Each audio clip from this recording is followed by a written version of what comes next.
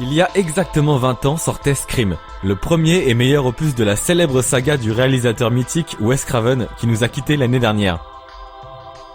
Comme Halloween approche à grands pas, on va revenir sur quelques histoires qui montrent que ce film a marqué toute une génération et pas toujours en bien. On regarde des films d'horreur, on prend quelques notes et on se fend la gueule.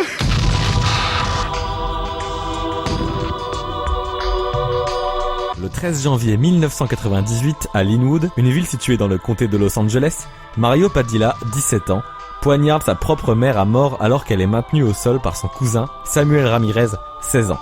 Gina Castillo reçoit alors 45 coups de couteau. Durant leur procès, Padilla affirme avoir été influencé par les films Scream, mais d'une manière générale par le fait de regarder des films d'horreur à la télé depuis l'âge de 7 ans. John Cherosky, le juge de la Cour suprême, interdit cependant toute référence au film pendant les séances afin d'éviter que ce procès se transforme en procès de Scream.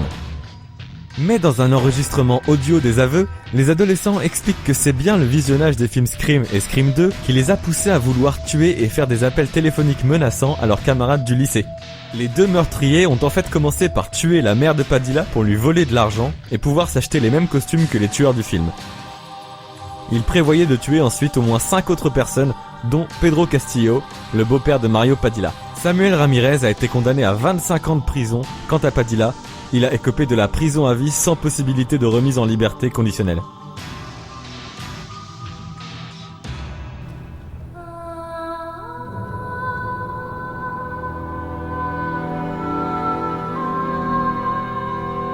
Le 17 janvier 1999 à Harrogate, dans le nord de l'Angleterre, Daniel Gill et Robert Fuller, âgés de 14 et 15 ans, sont chez Paul Orens, un dealer de drogue plus âgé qu'eux, fasciné par les armes blanches et par la magie noire. Un mec cool quoi. Ensemble, ils regardent plusieurs passages du dernier film de Wes Craven, Scream. Quelques heures après, Gill et Fuller attirent Ashley Murray, un autre adolescent de 13 ans, près d'un parc de la ville. Là, il lui inflige 18 coups de couteau au dos et à la tête avant de le laisser pour mort.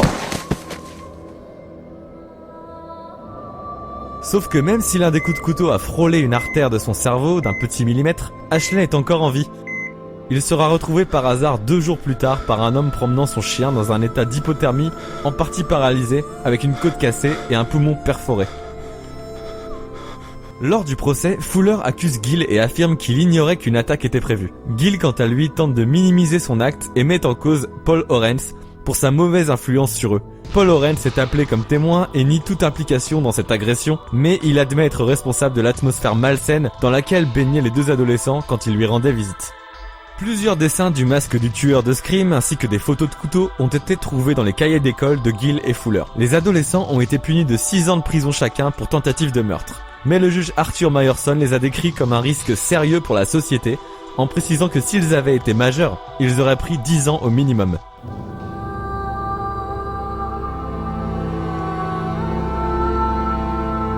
Le 3 juin 2002, en France, près de Nantes, 2 amis de lycée, Julien et Alice, marchent ensemble après les cours quand Alice demande à Julien ce qu'il transporte dans ce grand sac noir. Julien lui répond « Tu vas voir rapidement », avant de sortir des gants noirs, un masque blanc identique à celui du tueur dans Scream et un grand couteau. Il en donne un premier coup à Alice qui se met à crier « Mais t'es fou, qu'est-ce que tu fais ?» Mais l'adolescent ne s'arrête pas et la poignarde 17 fois au total. Julien s'échappe et Alice est emmenée en ambulance. La jeune fille a le temps de donner le nom de son agresseur, mais succombe malheureusement à ses blessures quelques heures plus tard. Son meurtrier est rapidement interpellé par les gendarmes. Pendant sa garde à vue, il leur confie qu'il avait l'obsession de vivre ce que vivaient les personnages de Scream, qu'il avait envie de tuer, comme eux. En effet, ses parents étant en voyage aux États-Unis, le lycéen vivait chez sa grand-mère depuis quelques jours, et il regardait la trilogie de Wes Craven en boucle pendant des heures. L'atmosphère est un peu macabre, non? Après ces 2 meurtres, on se croirait plongé dans un film d'horreur. L'ado meurtrier a écopé de 22 ans de prison, une peine alourdie en appel pour aboutir à 25 ans de réclusion.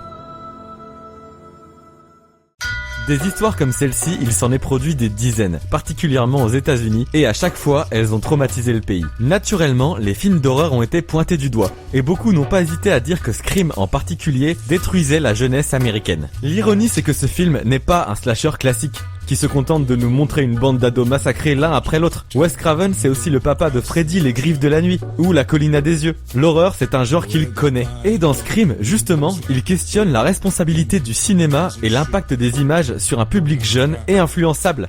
Peut-être qu'à force de te gaver de massacres à la télé, t'as eu envie de t'en payer un vrai. Tu as absolument raison, au point que si on se trouvait dans un film d'horreur, je serais même le principal suspect.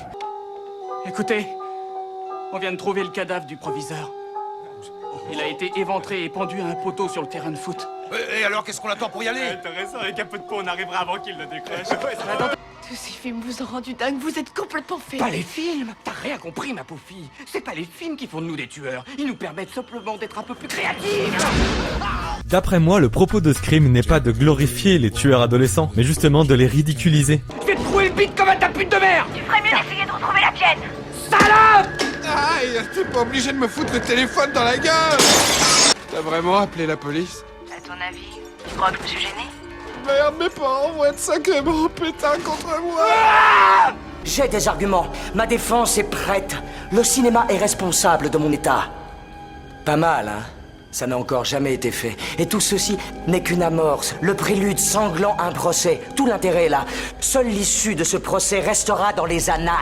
L'influence du cinéma sur notre jeunesse. Et vous en pensez quoi? On peut en parler dans les commentaires, ça peut être intéressant. Sinon, pour vous faire une idée, vous pouvez aussi revoir le film entre potes, un de ces quatre. Et pourquoi pas le soir d'Halloween, tiens.